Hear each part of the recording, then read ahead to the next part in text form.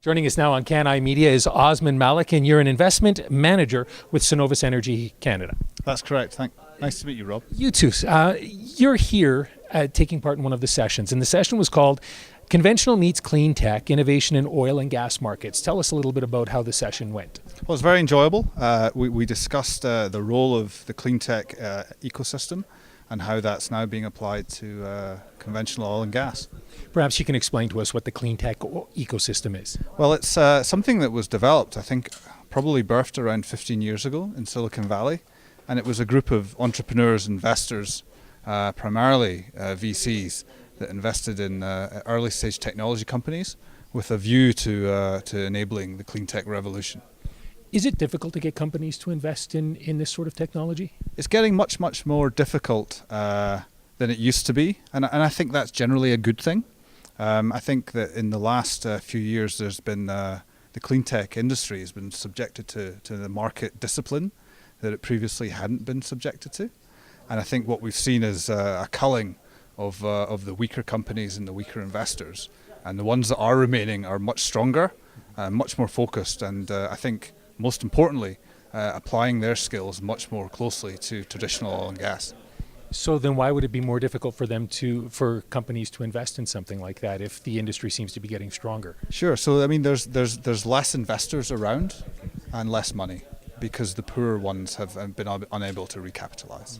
So where do you see this going in the future? I mean, they're talking at this conference about how the industry, you probably won't recognize it 50 years from now. Where do you see this area going? You know, I think time will tell. I think that there's definitely more of a role for direct involvement from the bigger companies and less relying on external capitalization of early stage and entrepreneurs. So at Cenovus, and we have an environmental opportunity fund, and we invest directly into entrepreneurs, and to date that's been very successful. We've got some great portfolio companies that are doing very well, and not only are they performing financially, but they're actively solving Cenovus's problems. They're reducing the environmental footprint of our operations and reducing the cost. Okay. And you're in kind of a unique position because Cenovus has only been around for a few years. Yes, that's true. I mean, I joined Cenovus about a year ago. And I mean, for me, the most exciting thing about joining them is how much support I get for technology and how much support I get in terms of dealing with external technology innovators, despite their size.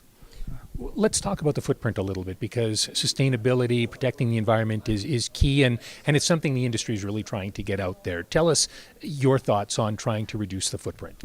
You know, for me, reducing environmental footprint and increasing sort of the economic profitability of a resource go hand in hand.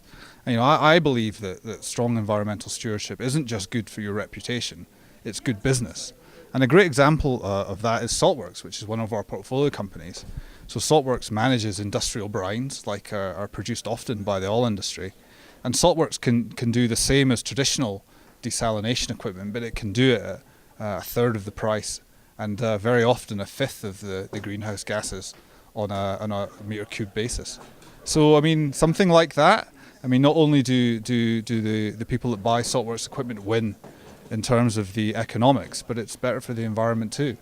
When you look at some of the equipment that's out there, does it surprise you sometimes that more of it isn't being incorporated in operations because you can obviously see a benefit in it? No, I don't think so. I mean, for me, the oil industry is a very efficient adopter of technology. And I think we only have to look at how much drilling technology has advanced in the last 50 years. It's unrecognizable to what it was 50 years ago to see that the oil industry does adopt technology.